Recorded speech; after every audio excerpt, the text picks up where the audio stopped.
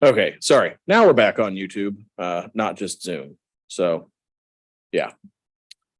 Yeah, so kind of how I was envisioning us working along today was to get to some general resolution on the COVID money, whatever it is. So, later I still have it on the agenda after lunch. So we have plenty of time, I think, to talk about what we could or couldn't do with it. So knowing what we know about reading Brandon's letter and everything, I thought it would be good to talk about some possible new services that we could add with the COVID dollars.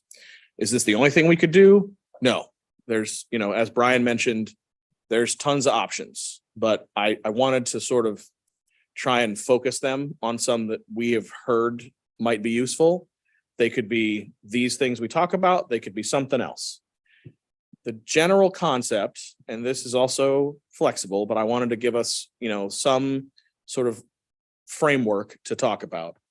The general concept is we have the financial capacity, at least in my opinion, to add two services from the list. And this goes back to the list I talked about several months ago of possible extra services. My idea is that we would plan on spending about $2 million annually on additional services for roughly 10 years. All of them would require additional, administrative and operational staff. Most of it, 75% of our expenses are people. Some of them would require buses. It depends, and there might be a mixture. So the context for this is most of these expenses are jobs. One of the things that I'm sure you all thought of as soon as I said 10 years are like, well, what happens after 10 years, right? So if we really look at the schedule, realistically, if we did this, we wouldn't be able to start it until maybe Q3 of 24. It would take some time to get all this stuff up and running, or maybe early 25, depending on what it is. That would let us run service until 34 or 35. It's also very likely that during that time, we will be able to find money to help support the services on sort of one-time basis. So there's grants out there. There's all kinds of things that we can find along the way. You can also tweak the services along the way. You can change how much you're spending on them. You can adjust service levels up or down based on how successful they are. My intention is absolutely not to make this require a new levy in the future. That's not the plan. This is just extra service that we would use our current cash reserves to spend. I realistically think we could do this comfortably for well over 10 years, probably closer to 15. Mostly because we're pretty conservative in how we spend money. Very rarely are we fully staffed. If you look at when you look at our budget and our actuals, we're almost always under. So even if we budget $2 million, we'll be under that realistically as we provide the service. It's almost impossible to be fully staffed with bus drivers. When we have an org chart currently of 200 bus drivers, 100 full-time, 100 part-time, there's always openings, which means you're not spending the money. So realistically, this service would be on the street for longer. But we do have to think about the fact that it is still one-time money. There may be a day in sort of the distant future where we have to make some decisions. Now, keep in mind that the demographics of Lake County are changing, the way people do things are changing. So it's not like at the end, we wouldn't manage it so that at the end of the money, we would just cut service all of a sudden. We watch it every year. We watch how it performs. We make small adjustments over time. But it would start off with a big increase sort of all at once. And then over time, we'd watch it. We don't want to be in a situation where all of a sudden we're making big cuts. So keep in mind that it sounds sort of in some way a little odd to have money that you have a time frame on, but as your staff, we are going to manage that money over time to make it last as long as possible. Questions so far? So the services that we have some definitions on to talk about are these four. In theory, you could do any of these two. We'll talk about what I wanted to do was at a high level, each of these costs roughly $1 million a year. There's some nuance to that, but they're roughly $1 million a year. And that is a little flexible, but that comes down to if you charge, depending on what fares you charge. So what I wanted to do is give you an overview of the service and the pros and cons that we as staff have thought about for those things, and really, let you ask questions, talk about them. Maybe you hate them, maybe you like them, maybe you like none of these. I don't know, but I thought it would be a good place to start. These are things that that we know through the community there is a desire for. So the first one I want to talk about is airport service. This would be dial-a-ride style service. So this would be, if you need to go to the airport, you call us, you book a trip, a vehicle would come to your house and take you to the airport. We would likely use mostly vans. So like 15 passenger van type of vehicles, with some vehicles that would be available for people with a mobility need. So there'd be some buses in that mix, or vans with lifts that would be able to take anybody from Lake County to the airport. We would model it. Some of you know of our service to Cleveland Clinic. So we have a dedicated group of buses every day that provide service to the Cleveland Clinic.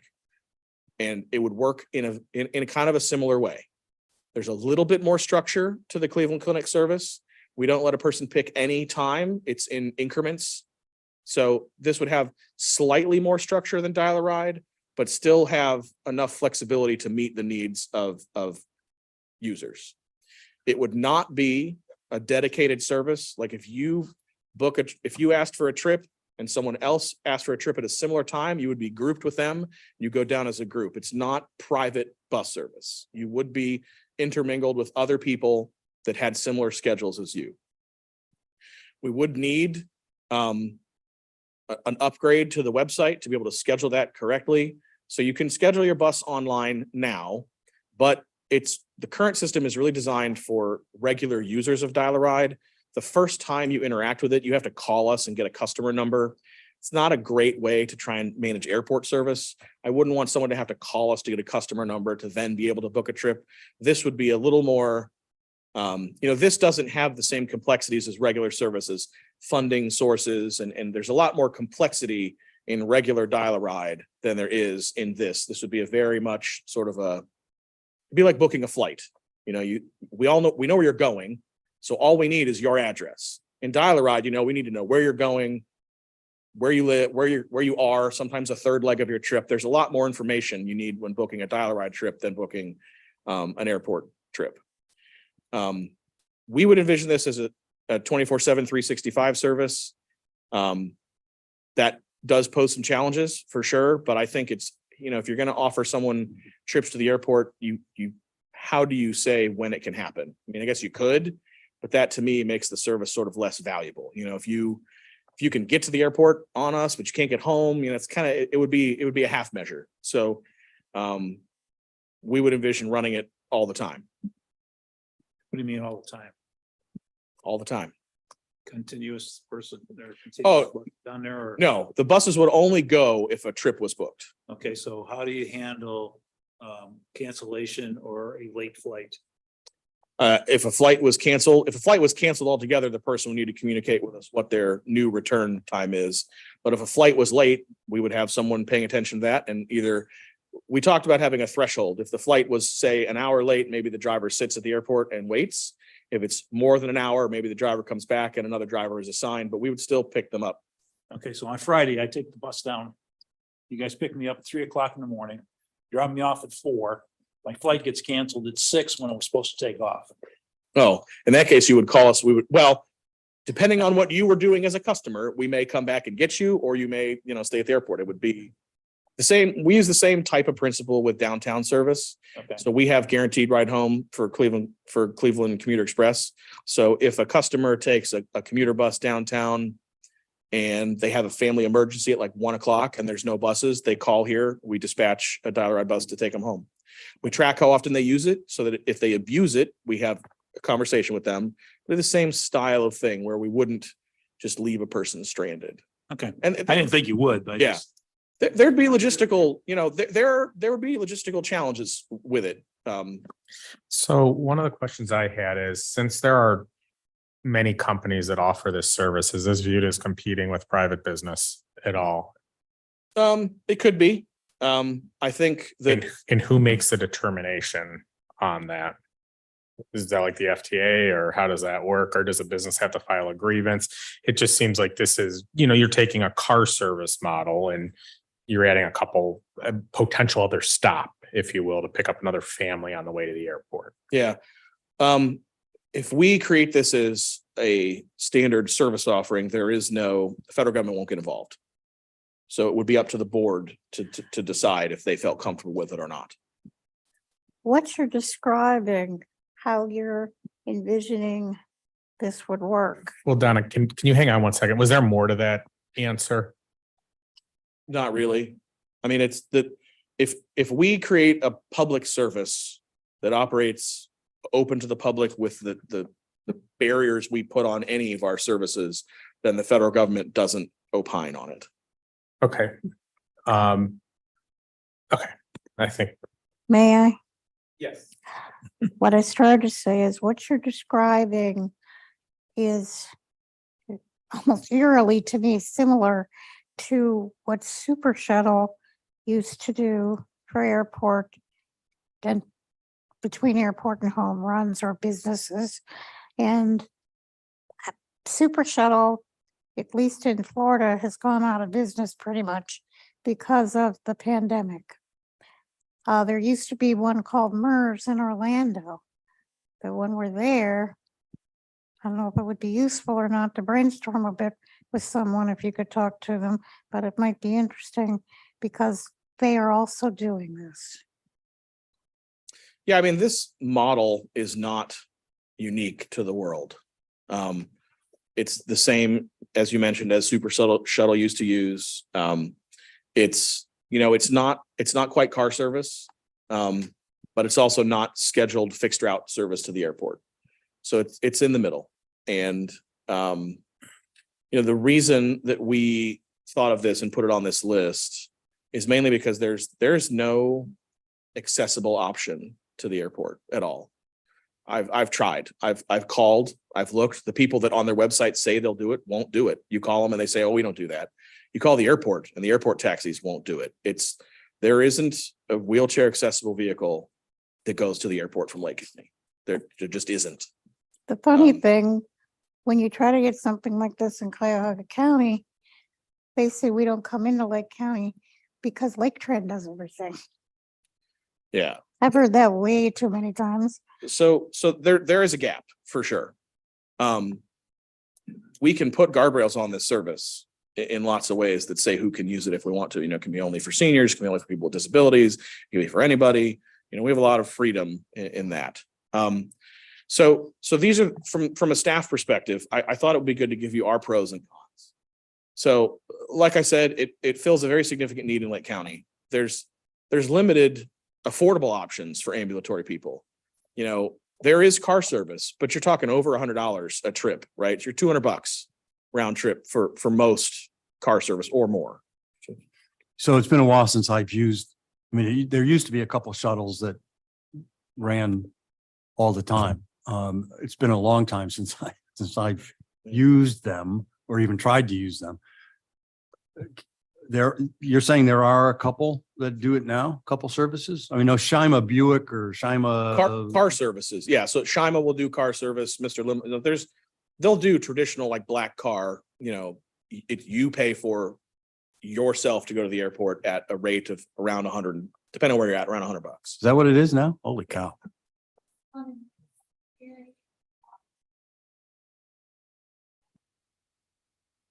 Car service and they had somebody like a driver line. Maybe we have a national. They had no way of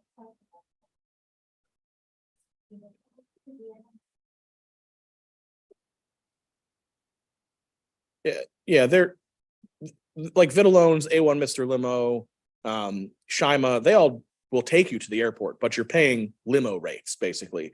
And even then they don't, I think A1 Mr. Limo has an accessible vehicle or two.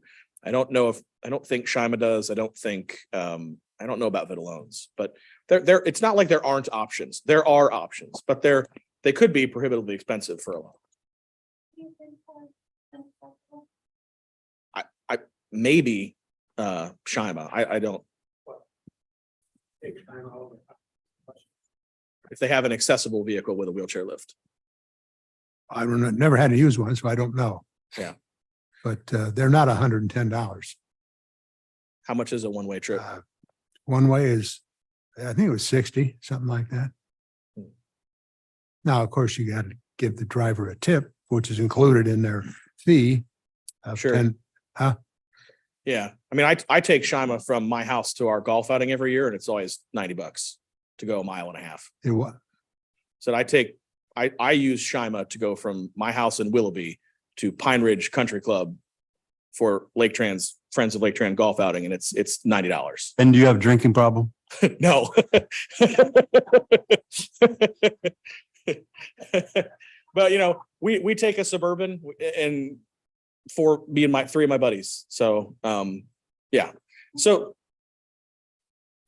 it does the other thing. So some other pros. It builds off our strength in dial-a-ride, right? Dial-a-ride is what Laketran is known for at a national level. So that's what we're best at. It builds off of that. It has some additional complexities, but at its core, it's dial-a-ride. Right now we wait 5 minutes for a person at a destination. There's nothing to say we couldn't wait 30 minutes at the airport or have some other rule. We have the ability to do these things with not a huge lift.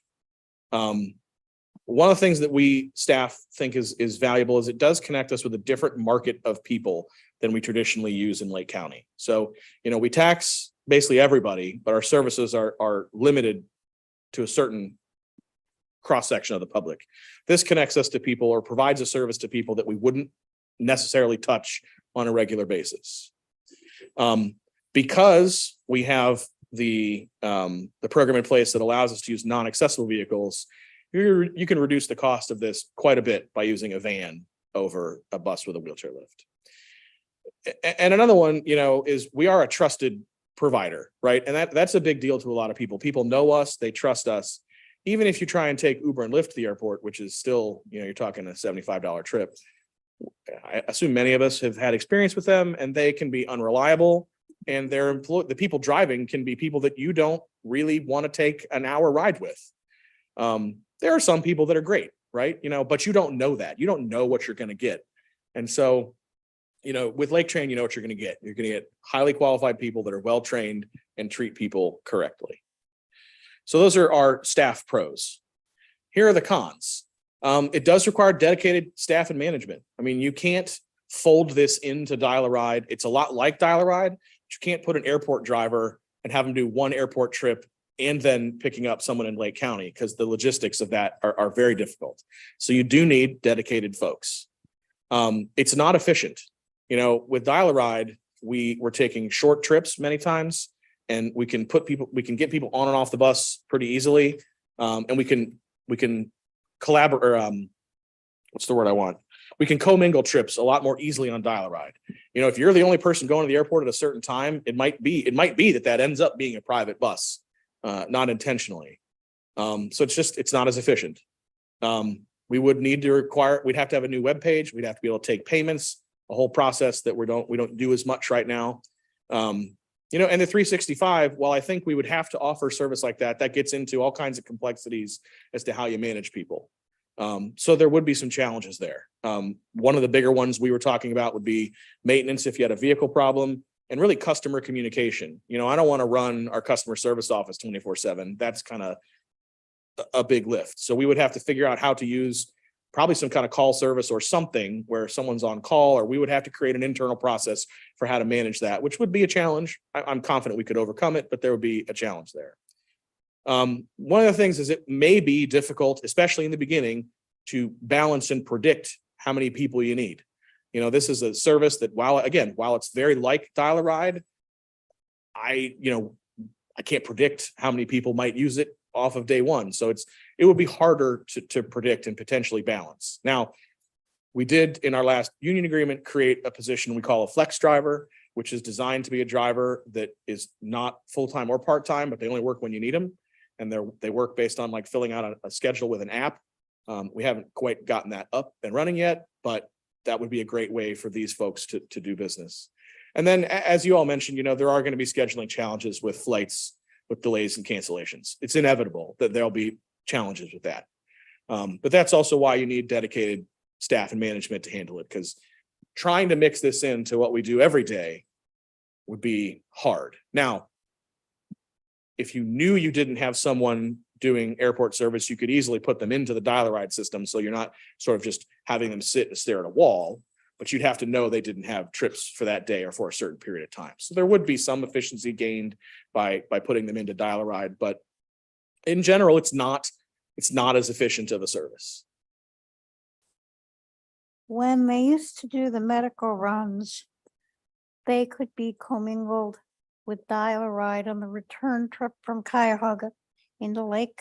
That was before your time, and that was a nightmare because the people they were picking up along the way, it was not uncommon. You could be on the bus for a couple hours till you even got to Western Lake County. Yeah, this would need to be segregated for all kinds of different reasons.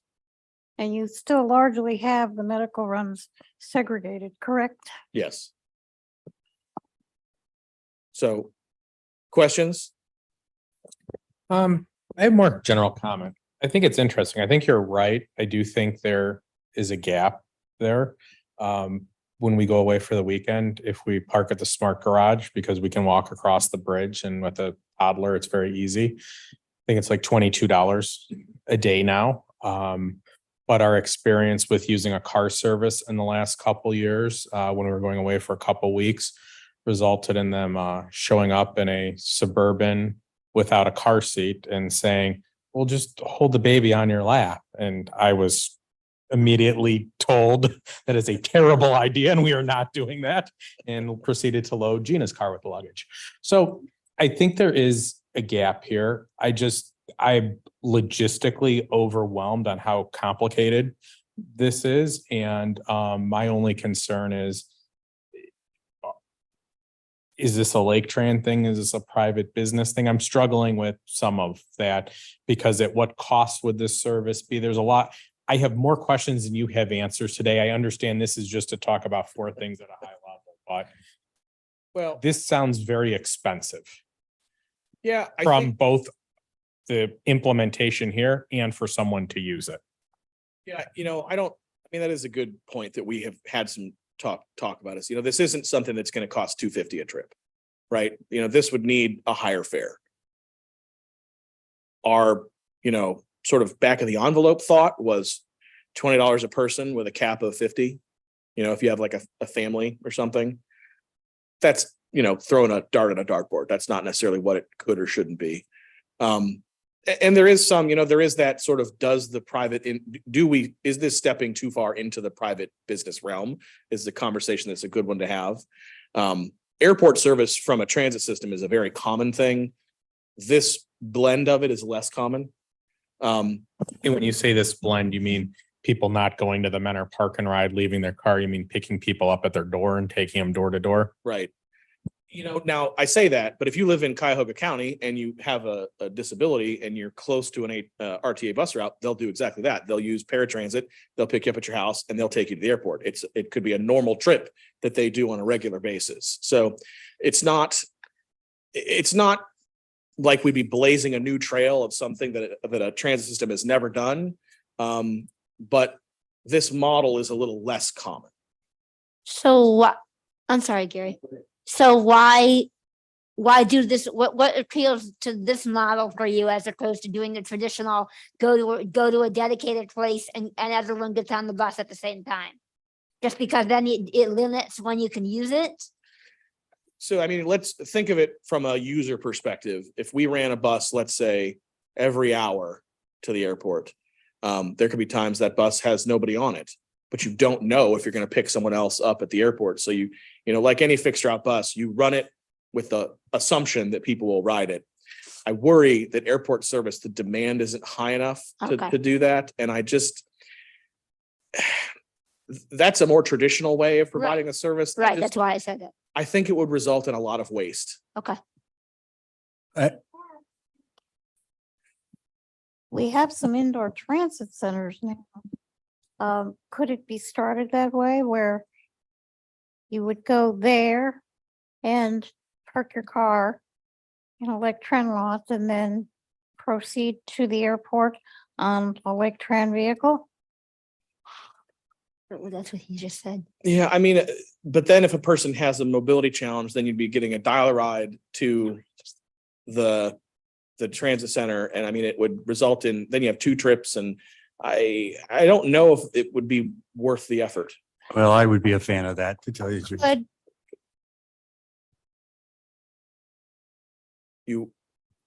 You would or wouldn't? I didn't hear. As a user of the old service, they would not pick you up at your house. I mean, you could get that done through a limo kind of a service. And the big execs did that. For those of us that were grunts that were doing the day-to-day sales thing, we got in our car and drove to a designated hotel, typically is where they would pick you up. You parked in the hotel lot, and at 8 o'clock, whoever was there would get on the bus. And that bus would be maybe at 8 o'clock, and then again at 9 o'clock, maybe the early one was at 6 o'clock or something like that. Yeah. And you'd have to make a reservation so that they knew how many people to expect, but that worked great. The logistics of sitting in a bus, I think to Donna's point, somebody comes to pick me up and I'm on Lakeshore Boulevard in Menor, and then we're going to drive all the way up to Concord to get number 2. And then we drive back over to Willowick to get number 3. And then we head to the airport. That logistics just sounds to me like it is not going to work, because you've got 45 minutes of running around getting people loaded on the bus before you leave for the airport. which you just A far better described. model would be the 3 of us meet at parking lot X or hotel Y and get picked up there. What you just described is part of the reason why Super Shuttle has struggled and many of them gone out of business. I don't know if the whole company has yet or not. So what I'm wondering is if that could be a hybrid, do what Gary's suggesting, kind of like the old style service. But then if you've got somebody with a significant mobility challenge, obviously they wanted to be picked up and taken to, say, our transit center. They could, but you would also have the option of being picked up at the house. And Yeah, I mean, we have the ability to say however we want it to work. So we could say that if you have a mobility need, that the bus would come to your house, and that if you don't, you have to show up at FJP or something, like the transit center at Lakeland. Yeah, that's totally. And you may doable. start out doing it one way, and as it grows, modify it. Sure, yeah. If we did any of these, it's not like they're set in stone and they must be this way forever. We could adjust as we went. We could say, hey, we thought this would work and it was a disaster. We have to make adjustments. So yeah, absolutely. We could easily do a hybrid. I suspect you're going to find that hybrid is probably the more cost-effective. Oh, yeah, it would be for sure. Methodology. Yeah, I think you're right. Yeah. And I mean, it'd be easy. We own enough property that's a park and ride that it's not a heavy lift either. It's not, we wouldn't even have to have like a partnership with a hotel or anything. We have the Menor Park and Ride, we have the Madison Park and Ride, we have the Wickliffe Park and Ride. 2 of those have buildings at them with indoor waiting areas. So I would be, if you were really going to go down this road, I'd be a fan of the people who have mobility issues. We should be picking them up at the most convenient spot for them. sure, And if that's their home, absolutely, we should be doing that. sure. For the people who don't have a mobility issue, adding that additional route, if you will, for picking up a couple people at their home adds a significant amount of time Sure. to the trip. And so you may end up running special buses for folks who need the assistance. I think that's a very reasonable. And Yeah. that's what killed Super Shuttle, because that's how they were doing it. I mean, I was on their vehicles for 2.5, 3 hours easy to go 45 minutes to the airport in Tampa. That was insane. And Uber and Lyft were like, we'll pick you up and straight you straight there for just a little bit more money. So who won? Yeah, so that, that would be very easy to make it that model. I also think we have to be cognizant, to Brian's point, of venturing too far into competition with the private sector. Sure. In this case, it appears that that's not a huge factor, but I think it's something that any government entity has to be aware of. Oh, for sure. I think the hybrid model that we just talked about is not super competitive. I think the going to the house, you do start to get closer to that car service model. But I think if people are coming to a transit center, but then we're picking up people with disabilities, mobility challenges, I mean, that's what the taxpayers ask us to do every day. So, I think that'd be an easy mixture. And it's a service that doesn't currently exist by private business. Right. There is no other, as we've established, there is no other private business in Lake County providing that for people with mobility challenges. So Right. I would think it would be easy to justify. I agree with that, but there's also on the flip side of it, parking at Hopkins has become a nightmare in the last couple of years. Yeah. An absolute nightmare. I think of the last 4 times I went there, literally there were no parking spots available in any of the lots. And so we ended up at one of the out services. And so if you haven't planned for that time, that adds a half hour to the approach. If you haven't planned for that, all of a sudden it's O.J. Simpson run through the airport time. And some of us are too old for that. Yeah. So that's kind of the concept of airport service. So that's one of the 3 services. I know you came in a little bit while we were in the middle, Bill. Did you have any kind of questions or comments? Or I don't mean to call you out, but No, I think I picked up on it quick enough here, but if I have any questions, I'll let you know. okay. Sorry, Chuck. Just a couple comments I have, meeting at the park and rides to pick people up. Security cars parked there overnight for a long period of time too. That might be some kind of a concern that we might want to address. And what type of problems do we think we'll run into with the airport itself in terms of dropping people off? Where would they drop them off and where would they be able to Yeah. pick them up? And how would they be able to pick them up? I was wondering that too. I'd never seen anything like that at the. Yeah, that exists. Okay. If you go into the sort of the eastern end of the airport, you go in the entrance, you bear off, you can't go down there anymore because it's just for the shuttle buses, but off to the right, where you used to be able to go in the east end of the building, I think it's the east end of the building, right? That now is where all the shuttles Yes. loop around and pick Yeah, you up. that's correct. Yeah. It's like right between the garage and. Yeah. Yeah, in the far end of the baggage area.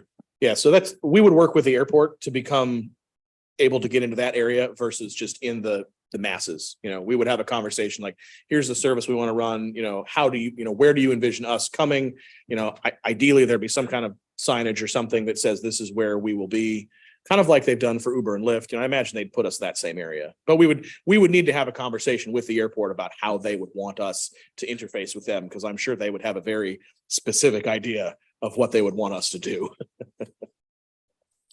There was a time in the last 5 or 10 years where they didn't even allow the limo services to go near the building to drop the customers off. It was crazy. Who knows when they might implement that again? The airport is, I don't know, if you can't, if you're going to spend a couple $1,000s on an airplane ticket or 2, take Shima or whatever service you can get. And Shima is wonderful. They give you the cell phone number of the driver and you can communicate with them all the time. That if they have their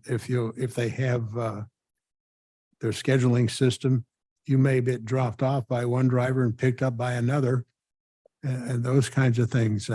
I've got 30 phone numbers for Shima drivers in my phone. And we use Shima for going to the baseball games. We use them for, going out for dinner if it's on the west side of Cleveland and obviously for any airport run. It's a wonderful service. I don't think we should go into competition for them. And I've never, ever had a problem. They've never said, well, we don't have any drivers. So, it's a service that's available in Lake County for, whenever you want it, basically. And I don't think they would appreciate us using taxpayer money to be in competition with them. I think this is one of those things where we should not do it because of the negative effect of the competition for already existing services. And now we have this Uber and Lyft. I've never used them because I don't like them for the same reason you said before. You never know who you're going to get or what kind of car it's going to be. And, I don't want to take a chance of having somebody pick us up to take us to the airport and their car breaks down on the way. Well, thank you very much. Now what do we do? I don't know. I just don't. If we're going to add more services, I don't think this is one of them we should do. That's just my opinion, but Sure. That's why I brought a menu. it does look like it would be really a mess because 3 o'clock in the morning is when my flight gets here. Now what do you do? Driver is going to go over there at 3 o'clock in the morning. Yeah, I know I don't know that we're going to be able to hire drivers that, want to have that kind of a obligation, if you will. Be a real scheduling mess for the drivers, I think. I mean, there would be scheduling challenges for sure. Yeah. I mean, it would be more difficult to schedule than other services, but it's not out of our skill set. Oh, we could do it. I realize that. I don't think we should just say no till we give you more of a chance, having heard us, to come back with some more specifics and how Well, to do this. I mean, so let's go through the other options and see if there's any that and at the end of it, if there are some that you're really interested in, then we can get into a lot more detail. But I think that sounds like a good idea. let's talk them at a high level, because there may be one that you just like, ugh. Yeah. So the next one we have on our list is Sunday service. So right now, Laketran is totally closed on Sundays. There's no employees on a regular basis. Now, occasionally we'll do a parade or something special on a Sunday, but regularly we are not open. This would have Dial-A-Ride operate on Sundays, no local routes. Running a local route adds a whole layer of complexity and expense that we don't think is worth having a strong conversation about. It would work just like normal Dial-A-Ride service. It's the same thing. You get the same thing you're used to on a Sunday. This does require some more staff. We would have, all our normal things, dispatchers, road supervisors, customer service, you'd be able to schedule trips, sort of all that stuff. The pros to Sunday service is, right now, if you need Laketran and we're your only option, you're not able to do anything on a Sunday. You're, for lack of a better term, you're prisoner of your home. This would help people who are transit dependent. It would probably be most beneficial to the service sector for people who work in retail and restaurants. Right now, if you rely on Dial-A-Ride, you really don't have access to a traditional religious service that takes place on Sundays. And another pro is this is just what we do. This is more of what we do. There's no layer of complexity. There's no layer of new iterating or anything. It's just more of the service we offer. So there's not a lot else to say. It's just Sunday Dial-A-Ride. I will, however, say there are a lot more cons to Sunday Dial-A-Ride that I think are worth talking about. They're not things that I'm trying to say we shouldn't do it, but they're things to keep in mind. So an industry standard Sunday service is never more than 25% of your weekday ridership. Sunday service is always significantly less when it comes to usage. It just statistically, it is. Would it be for us? I would not think we would break the statistical norm, but it's possible. Today, 82% of our Dial-A-Ride ridership is to work or doctor's appointments. So a lot of those things aren't going to be happening on a Sunday. Medical appointments could happen on a Sunday. There is dialysis. There are some things that are open on Sundays. A lot of those work trips are folks in the DD world. They don't work on Sundays. So it's just less likely that people will need it the same way on a Sunday as they do on a weekday. That will likely end up making the trip costs higher per trip because it'll just be less efficient. We will have some challenges right now. We would have to figure out how we would deal with all the dispatching and road supervisors and schedulers. You know, we'd be spreading them across a greater area. That's part of the need to hire more.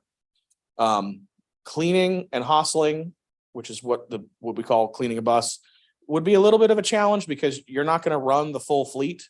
So you're not going to need a whole day of their services.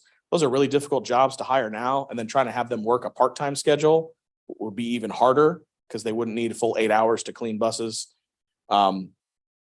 We wouldn't, in this situation, we wouldn't immediately need to buy more buses. So that is kind of a pro, which I didn't put on the other page and I should have. The con is we wouldn't need to buy them right away, but adding another day of miles onto a bus is going to increase the miles on that bus total and will likely require more frequent bus replacements. Would it push us from a 7-year bus to a 6-year bus? I'm not sure. You know, we wouldn't be running enough buses that would probably happen, but we're definitely gonna be running, you know, you're gonna be adding a lot more miles onto the buses. And so there will be, you know, we'll have to replace buses somewhat more often. Right now, Sunday is also a day that you don't hear about often. We take things offline.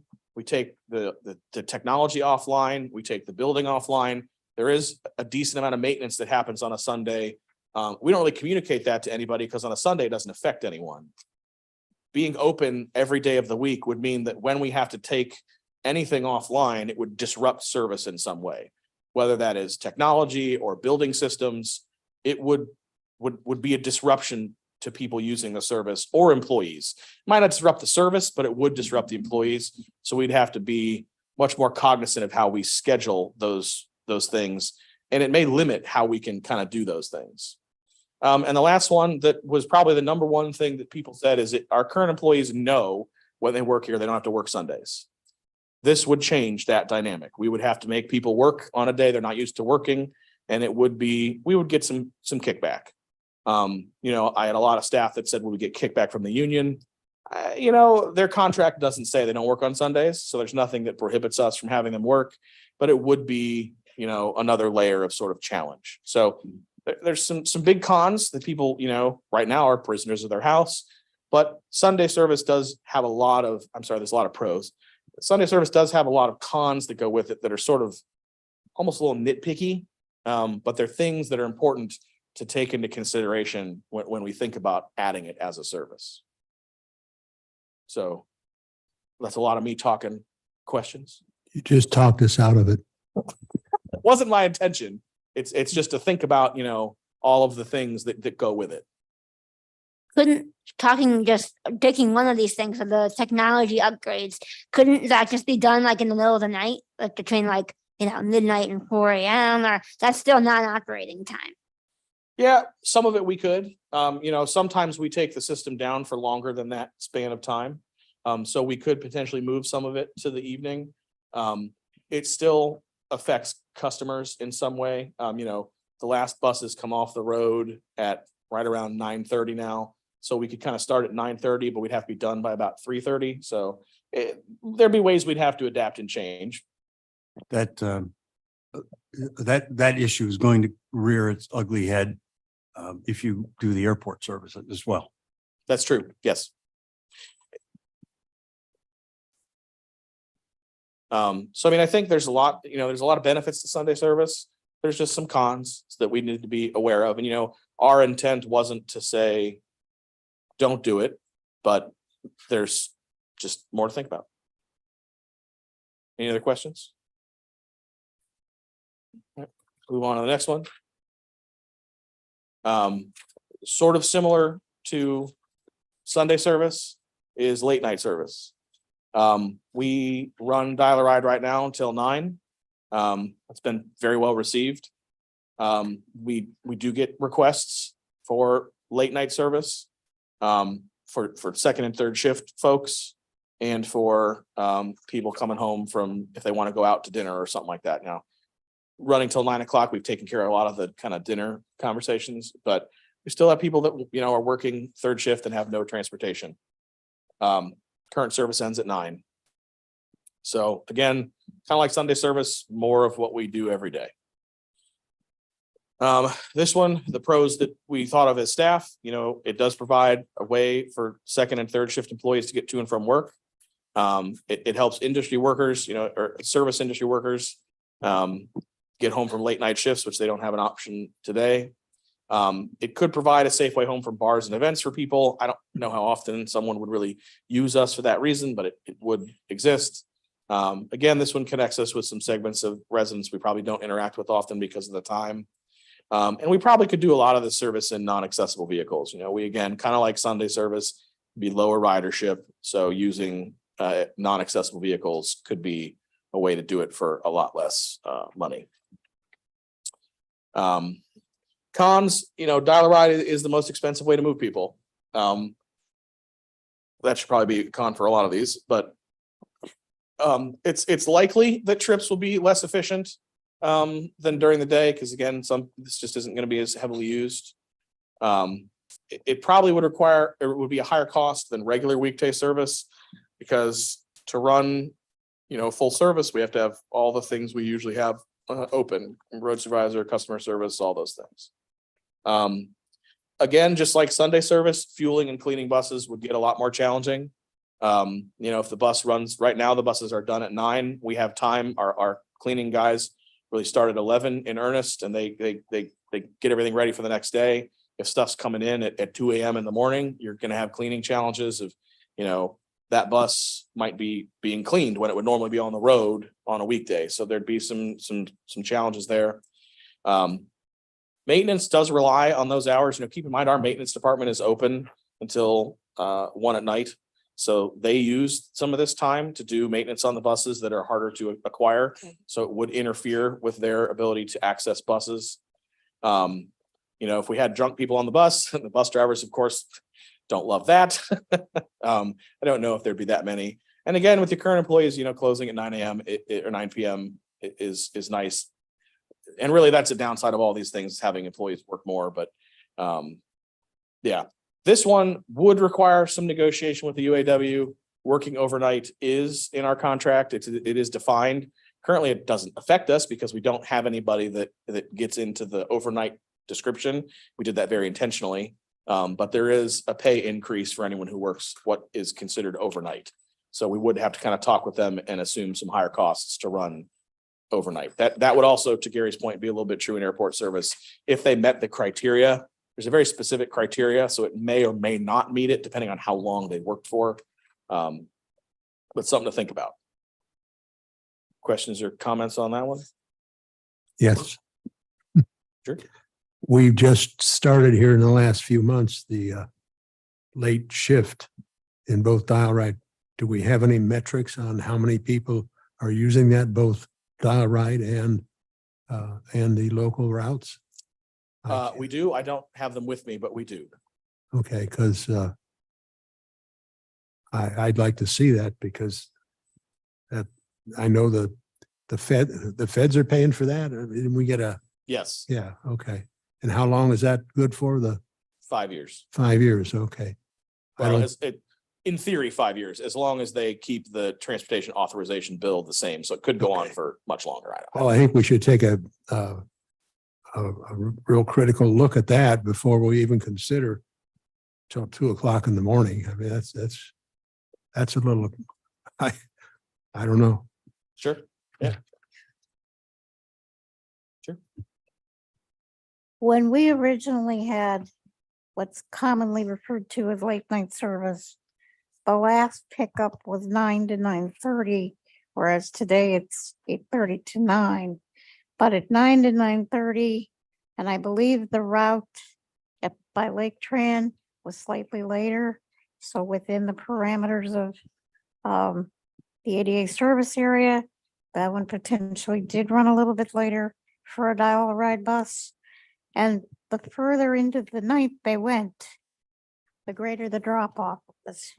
Yeah. So I too question who in the heck's going to be out there of the population that uses dial-a-ride after, say, 9:30 to 10 at the very latest. Yeah, I think a lot of this will be second and third shift workers,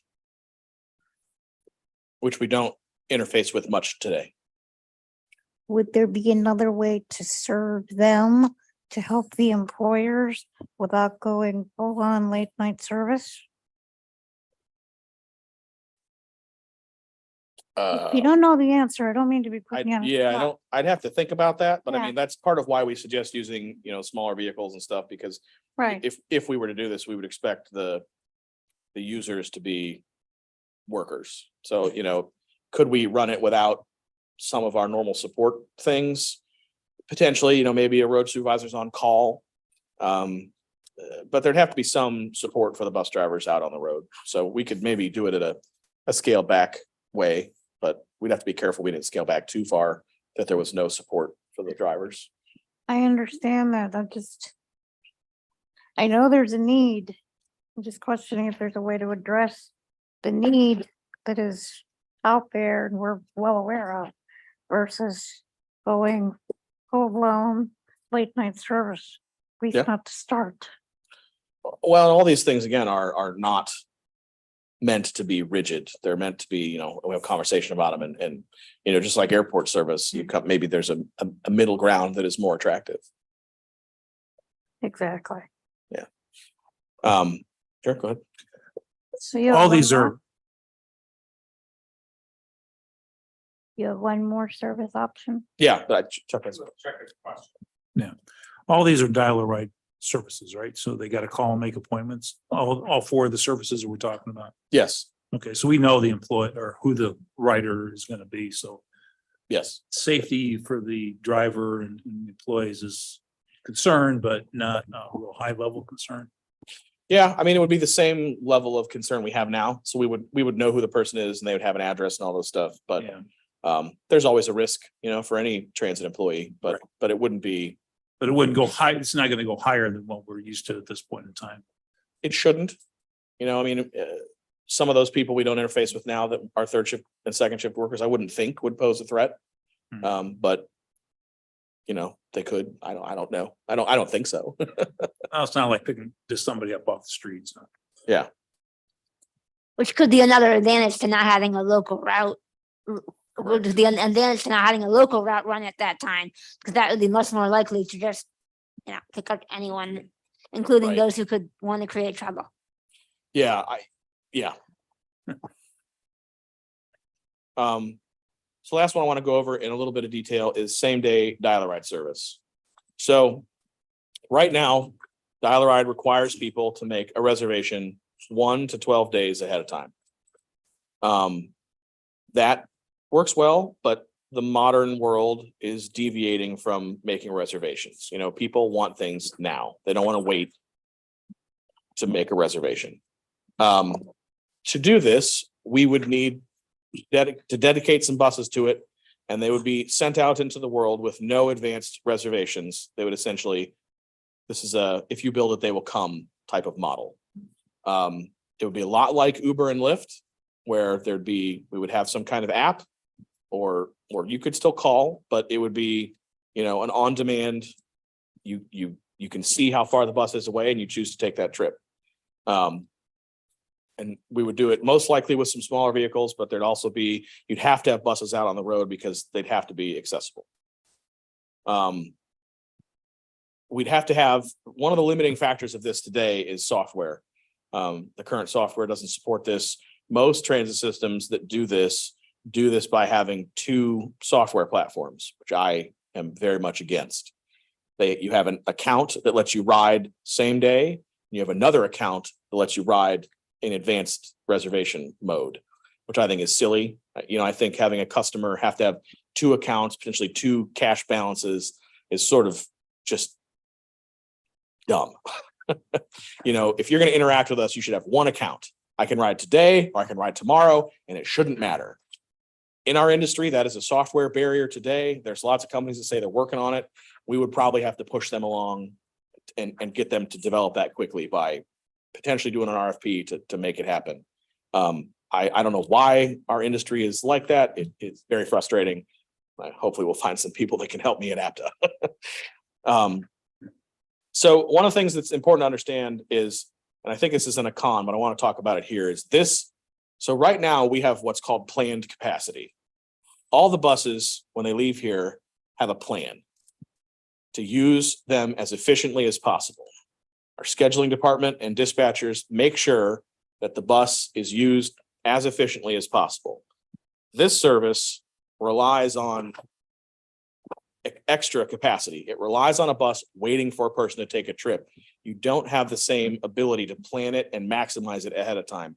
So it will be a little bit less efficient because you can't, right now you can look at the trips and really make sure they fit on that bus together well. In this case, you won't know that. You'll get a trip, it'll show up. If it fits, it's great. If it doesn't, it doesn't. And you may have gaps of less efficient service. The pros with this, to me, this really aligns more with people's lifestyles. People don't think a lot nowadays, I need to book a trip 10 days ahead of time. Also, sometimes you don't know that you need a trip. Who knows what day they're going to run out of milk, right? Who knows when your car is going to break down? Who knows when something's going to happen? The pros, we have most of the assets we need to operate the service. We need some more drivers and some more management support and things, but most of what we need exists in a regular basis today. It would give us, this is a very small pro, but it would give us the ability to fill our current manifests that have cancellations or no-shows with people. So right now, if someone cancels or no-shows without a same-day trip, that's just sort of, it could be wasted time. It might not be, they might move a trip into that space, but if somebody no-shows, that bus no longer has a task at that particular. Uber and Lyft have very limited service in Lake County. It's not reliable. It does exist. Sometimes you can get a trip easily. Sometimes you can't. It depends on the day. You can't plan around it very easily. It's really challenging to use. And this may open some new market segments to us, to people that wouldn't traditionally use us. I view this a little more as a significant benefit to our existing riders than really, I don't think we're going to pull a whole bunch of new people in that weren't using us before. Maybe some, but I don't think it's going to be a ton. Cons, this is a very technical one, but it's one to be aware of. Right now, if we don't have capacity for a trip, we deny it. There's not a lot of denials, as you guys see in the monthly reports. But so let's just say I call 10 days ahead of time, I request a trip, it gets denied. There is a small chance that that same trip could be provided same day. And so that person would say, why did you deny my trip if someone else could take that trip in the same day? So it's not going to happen often. You're talking less than 1% of the time, but it is a very confusing thing for people as to how come you denied my trip ahead of time and now I can get it on the same day? Like, this doesn't make any sense to me, right? Why wouldn't you take the trip in advance versus the same day trip? So it's probably rare, but it is something to think about because it just defies logic. From a customer perspective, you just sit there and you're like, what on earth just happened to me? So something to think about. Like I talked about, it relies on excess capacity versus planned capacity, which is bad. And it could stop customers scheduling in advance, which that is not necessarily a good thing. It's a good thing for the customers, but it's not necessarily good for us. I think when you think about service, I tried to find a good graph to represent this, but I couldn't. The demand on the system for this service will probably be sort of bell-shaped, because in the transition period, when we're doing a lot of in advance scheduling and some same day scheduling, is when the demand on the system will be highest. Over time, if everybody moves to a same day model, then the efficiency will sort of be regained by the volume, but it will take a while for that to happen. Probably, 5 to 10 years. So over time, for a while, it's be most inefficient when it starts, but it will become more efficient over time as more people move to it, because then you'll be able to mingle the trips together better. So it's kind of it's sort of hard to visualize, but the more trips you do, the more you can combine them and make them make sense. Sure. The systems I have known of, one of which I experienced, that had same day paratransit, Dial-A-Ride, whatever their name was, had a separate approach for same day service, in that because it was a premium service, they were charged more. There was a fare structure. For example, one was $4 each way, up to 20 miles, and over 20 miles, then the passengers picked it up again. In other words, $4, anything over 4 to 20, the transit system paid, and then it went from there. And that sounds convoluted, but going over a certain number of miles often took you out of the ADA area. So they looked at structuring it differently as premium service. And then the actual reservations were not commingled with the regular paratransit reservations. Yeah, I mean, there's lots of ways that you could set up a service like this. It would probably, software may be the limiting factor. And I mean, I hate the idea of having two accounts, but I mean, if that's our only option, we might be in an interesting position. But the general idea is that to run same day dial a ride and not affect our current service, we have to put more resources on the road. We just have to, because it's just trying to get to that less efficient model and trying to get that service done. We have to put more out there. And so we could think about the details of how we want to provide it, whether we want it to be a premium service, whether we don't. All those are kind of details we could get into.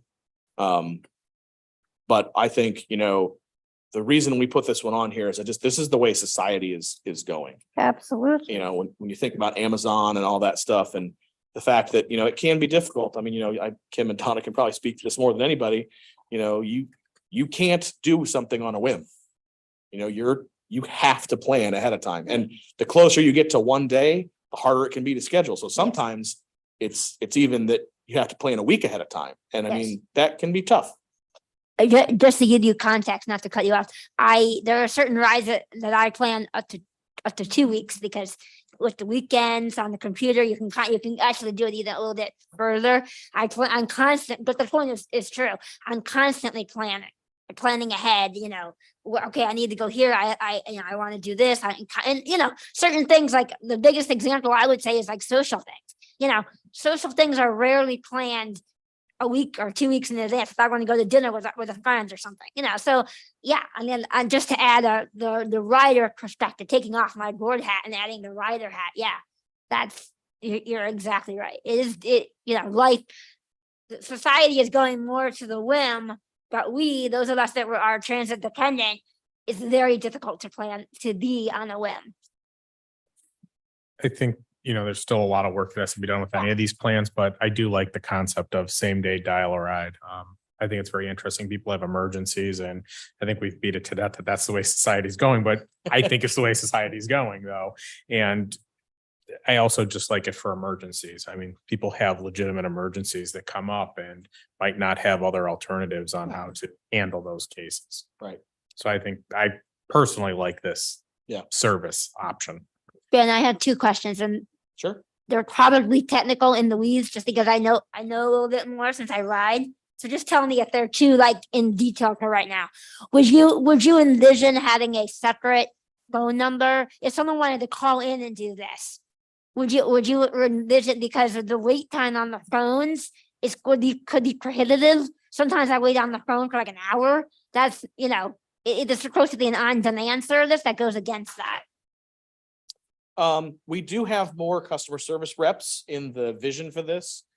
We hadn't considered that, but that may be something that is of value. We would just have to make sure that in the startup of it, we'd have to probably really educate customers that you can't call this for tomorrow. Yeah.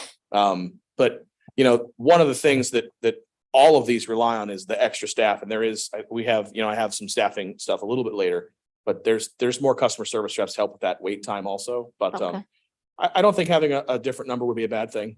And then the other question is, will we still be able to use the NET program? Will Medicaid support same day service? So that's a great question. The answer to that is the regulations permit it, but so Kim's question, so we have two major places we bill other people for our services. Both are roughly $500,000 a year. Medicaid, we bill the state. And net, which is a form of Medicaid, we bill Lake County JFS. Each of those pay significant rates per trip. Net requires JFS to have pre-approved the trip. So no, they would not be able to use this service. Medicaid for the state, as long as it fits the person's IEP, would be able to use this service. So depending on which one. That's a good question. I would assume that the whole idea here, as it relates to people with needs, is to make it more convenient for them to live a little bit more spontaneous life. And that may be a good way for us to use some of these extra funds, is if they can't be reimbursed, let's reimburse them. Just throwing that out there for a thought. If it helps people with special needs, why wouldn't we be able to subsidize that? Oh, the JFS net program is the one that, so they pay $34 a trip for premium service. Their internal rule is that because of fraud, they want to approve the trips because they have to be medical in nature and there's certain rules around them. If we wanted to step into that arena of subsidizing some of those things, we could. We'd have to kind of talk about what the eligibility process was and some other things, but yeah.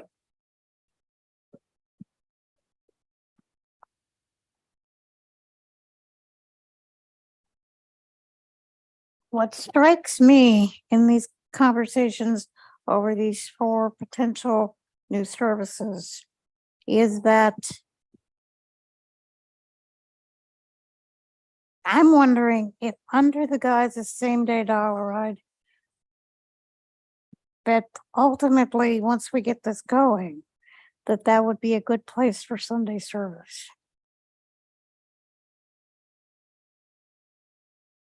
You mean once same-day dollar ride is mature? Whatever you would define maturity as, I'm not sure you would want to take on a 7th day getting this started. It's going to be challenging enough to do same-day dial-a-ride along with regular dial-a-ride.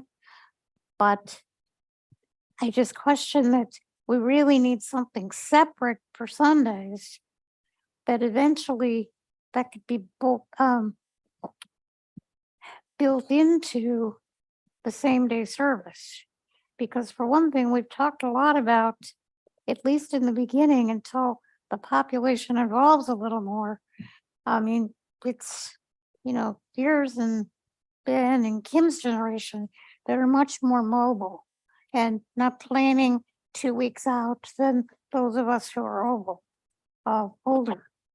And I'm wondering if this Sunday service couldn't be incorporated into that ultimately, even starting out small, just for a few hours on Sunday morning to see how you could work it into it. Does it really need to be another separated out service? That you would have other nightmares going on with it? I'm not totally understand. I mean, Can I take a stab at it, Donna? Yeah. I think she's saying that the Sunday service could be like, it would be like the same day service would almost operate on a slightly different schedule. So it could be available to people. For example, on Sunday morning, between 8 and noon. If you're trying, just to use the religious example, the Sunday, it could be available other hours. It would be a way to fold in having that option without it using the structure and the framework of the already established, whatever the same day service ends up being, so that you didn't have to have some of these other things, the whole kit and caboodle of always, and then if you didn't always offering it, and if you didn't have any on Sunday that day, then fine, you didn't have any. so you're saying basically Sunday service would be same day only? Yes. Right, Donna? Yes. So, okay. And I think it would help take away some of the cons of your Sunday service. Or at least minimize them. Yeah, I It's something to think about. Think about, It's something to think about. as long as I've been around this organization, people have wanted Sunday service. And it's always been the kinds of challenges you're laying out to do it. But looking at it in a context of 4 here, sitting here looking at this thinking, why couldn't we just make Sunday service a part of same-day dial ride? You know, with one more day in there, i.e. Sunday. And Kim described what I'm thinking very well. yeah, I mean, that's why I have it as one of the things to talk about today is which, Okay, we're talking. if any of these things is the board interested in? You know, is this a good way to spend the COVID dollars? Is this a bad way? Is this, you know, I certainly have opinions, but I would really like the board to have, you know, to have an opinion. So that was going to be what I was going to ask for you. So what is the direction that you're looking for from the board? You're looking for the board to pick the top 2 of these services if the board likes 2 of them, or the top 1, or what is the direction you're looking for specifically? So my main direction is that is really goes back to what do we want to do with the COVID money?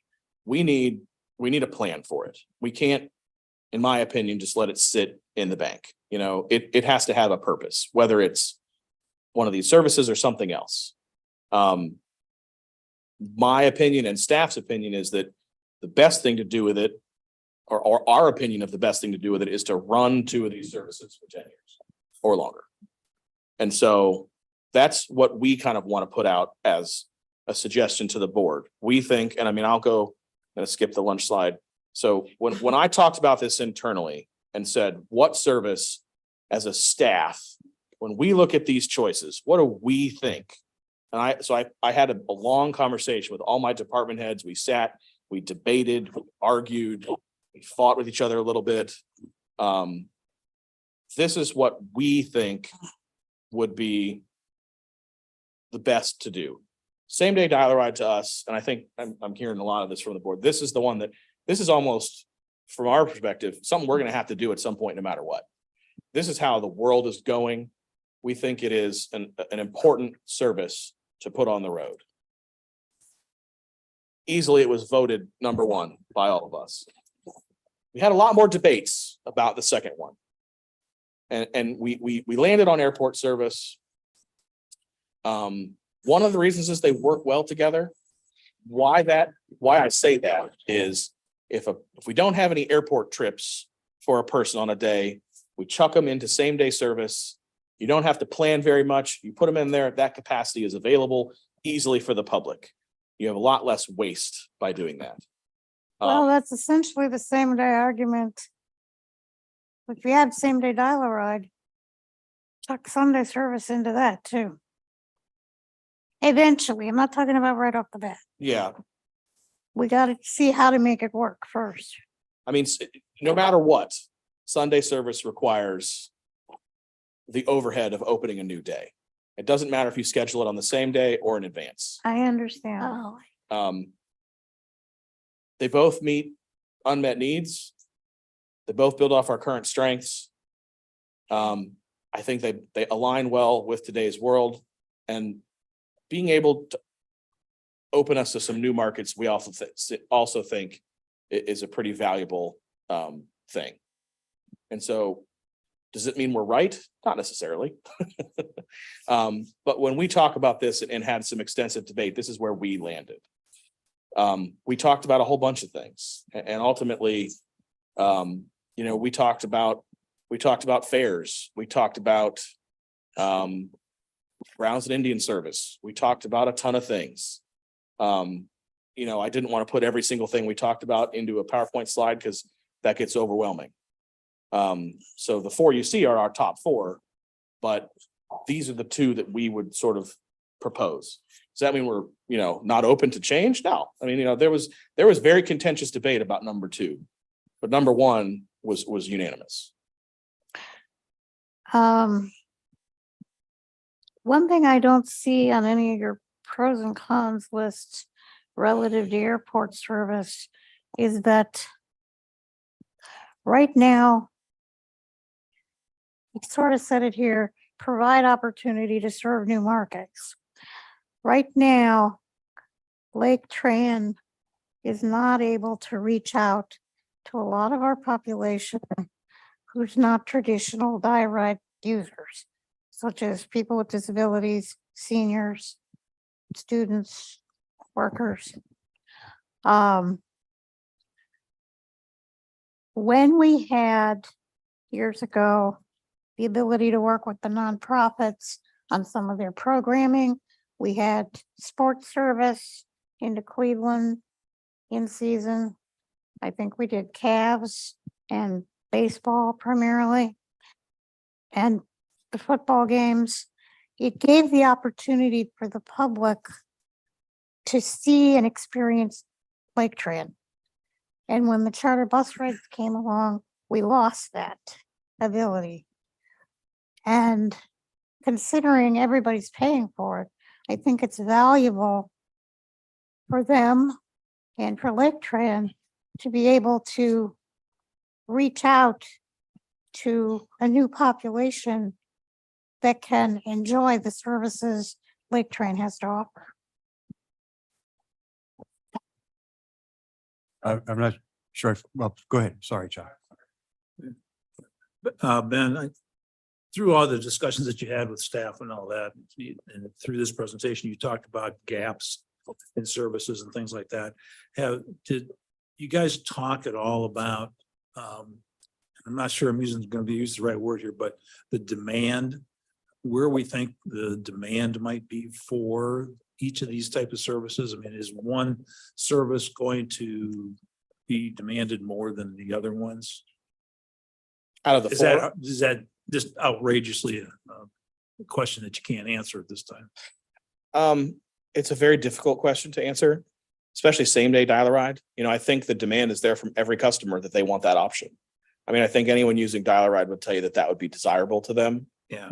What that turns into is, in terms of usage, is hard to predict. You know, I think late night that was our number 4. That's a hard one because a lot of those folks don't communicate with us on a regular basis. They do communicate with us, but it's not frequent. So it's very difficult to predict. You know, Sunday service, we hear more often that people want that.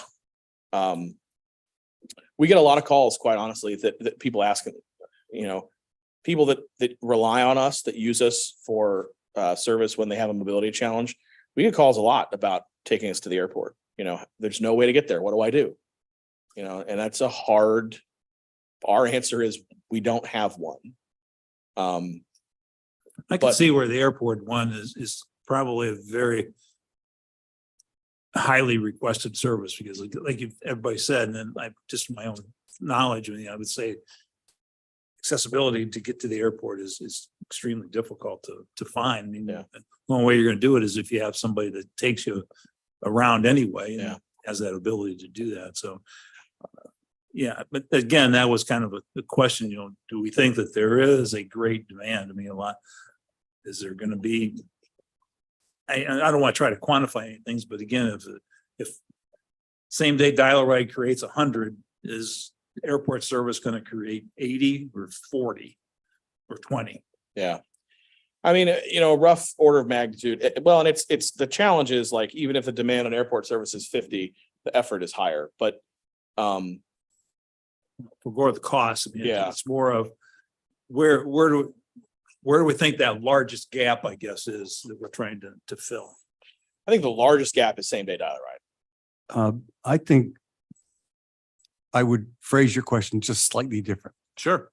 And that would be, is it possible for you to model the cost benefit of these a little bit for us to narrow it down a little bit? I mean, this is for me personally, this feels like a shot in the dark kind of a thing. You know, okay, I think airport service is good only because I think airport service is good. I don't have any numbers to base that on.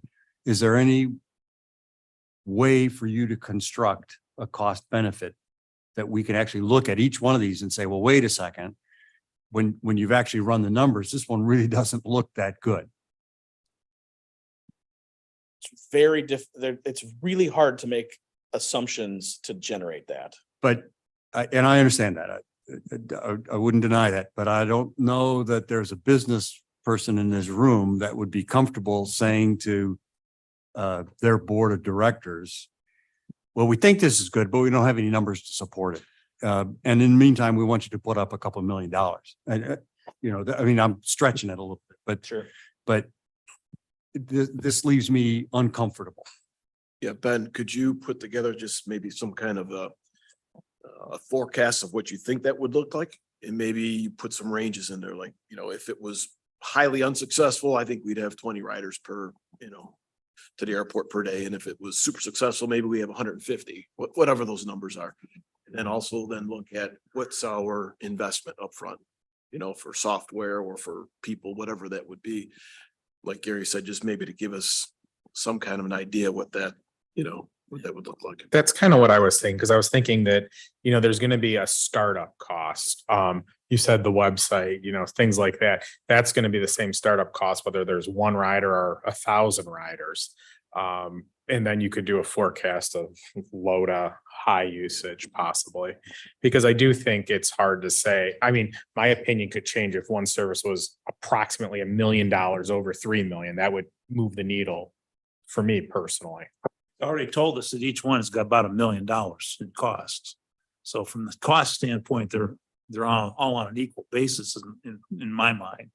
So that would be the cost factor of it. But again, it's how many people are going to get served more for each of the levels. That was where I was headed with the question. I see what you're saying, and I agree. I think we do need some try to get something more concrete, but I also think, how do you predict who's going to use it? There's literally no way to predict that. Right. You could be, you know, it could be popular right out the gate, or it could be nobody at the gate. Well, so that's where you build the different models and you say, if it's a disaster, here's what our out-of-pocket looks like. And here's what we're going to be bleeding every year if we maintain it versus, boy, if we really get a great service on this thing and we get lots of people sign up for it, it's not going to be $1 million. We're going to have to build a $3 million project to support it. I mean, you know, Well- I think some numbers and it's just going to have to be your best educated guess. A good case and a bad case, you know, a high and a low kind of a thing. Something that we can derive a little bit of comfort from, that we're, you know, that we're applying some logic to it. Yeah, and I think, for example, I think you said, Ben, for the same day dial-a-ride service, we would have to do some software development. So, I mean, I'm just in my head thinking that's probably going to be additional upfront costs versus doing airport service or maybe some of the other options. And, you know, what's the time frame to get that software or app developed and all those kinds of things. So I just think, you know, maybe just trying to develop a little bit more of a plan around each one of these that we think is, you know, viable, just so we have some more information. Ben, would you predict a large difference in the total number of dial-a-ride rides with going to the same day? Because you described that somebody got denied 10 days out, but then if they called the same day, they could get on the ride. So is the ridership still going to be the same? The number of people still served going to basically be the same, or do we see a large increase because of the? I mean, all of these would generate an increase in ridership, including same day dial ride, because Okay. there are people now that just, it's not part of their purview to realize they could use a service the same day. What I was hoping is, I mean, I don't disagree with trying to prepare all these things. I was hoping that we could narrow in a little bit of like, hey, like, we really just don't think this is a great use of money. Like, maybe the board's like, you know, I'm not sure, like, do we really want to run as till 2 a.m.? Because, I see what you're saying. you know, I can generate these models for you. They take a pretty significant amount of time and effort, and they're very sort of guesses. You know, I know I've said this to Chuck a bunch. Traditional transit service, you need 3 years to see if it works. You know, you need people to learn about it, test it, try it, and then rely on it. And it takes a long time for some of this stuff to come to fruition. And so I was hoping that we could narrow them in a little bit before we kind of created models for all of them, just because they're also, I mean, it's like Kim mentioned, we're guessing at what people might do. And it's difficult to guess. We could do That's the it. essence of every new product that goes into the marketplace. Yeah.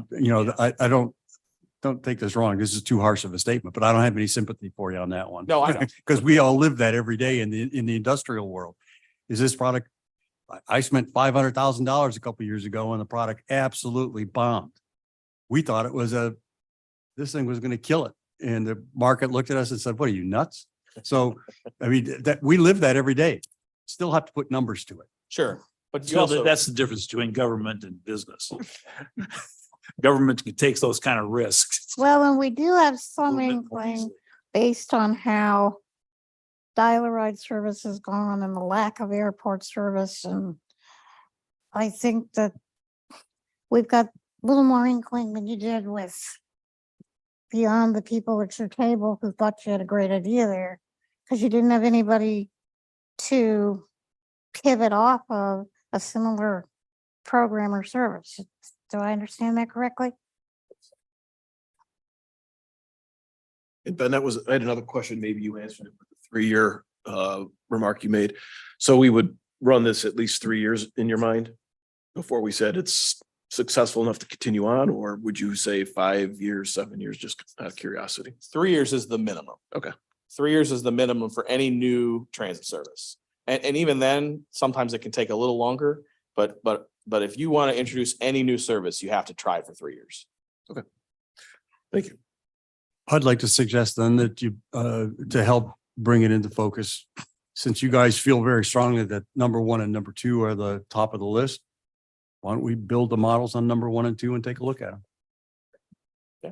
To the extent I mean- that you can build models, recognizing that I mean, we could ultimately build a model for all of them if you'd like. I was hoping that we could, we're going to really get into the weeds, you're talking a pretty substantial, because we'll call people and try and find similar services around the country and really get into the weeds. And I mean, I certainly don't want to make it sound like I'm whining about doing my job, because that's not my point. But when I just was hoping we could get to the ones the board might have an initial gut reaction. You might say, like, we want to do 3 of these. You might say, hey, look, we like Sunday, dial-a-ride, or same day in airport. I don't know. Or you might say, to hell with all these plans, you're nuts. We want to do something else. Well, And Ben, I see the same day dial-a-ride as kind of a thing that we need to do, just what you've explained to us here, and the impact that I think it's going to have just on the ridership is probably not as great as some of the other ones are. But the airport service and the late night service, I'm torn between those two from the standpoint of the best service that we can provide, or the most widespread service. And I think they're both kind of important, but I also feel that the airport services probably has a little bit higher interest on my side of it, from the standpoint that it's helping people get to the airport and travel more than they can today. And sorry. Ben, do you sorry, have Mr. any- Workers on Tyler Boulevard that get off late at night. Ben, do you have any connections with other transit agencies in the state that may have done any of these things? Yeah, there are people that have done similar things for all of them. So we can get information on all of them. We can do that. I guess I wasn't sure how well, the board would react to all 4 of these. They might say, like, hell no for one of them or something. So I was just trying to, focus the lens a little. Right. But yes, the answer is yes. Okay, well, the only thing that makes sense to me is the same day dial-a-ride, because I'm sure the only concern I have on that is that you've already put it in here, people not using the normal scheduling system, and then they call the same day. Well, I have to get to work today. And I used to schedule it, but now it's so easy because, that's Right. that's inviting the people that don't want to plan their lives any further than, 3 hours in advance to abuse the system. But that makes more sense than the other ones. Yeah, It sounds, well, I think what I don't want to cut you off, Kim. go ahead, go ahead. I think lunch should be here. So maybe we kind of take a break and think about all this and then come back and talk about it a little more at lunchtime.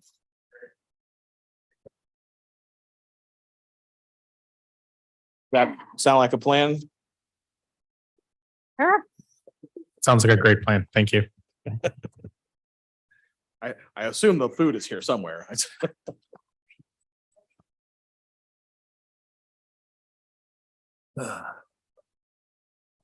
Toughy.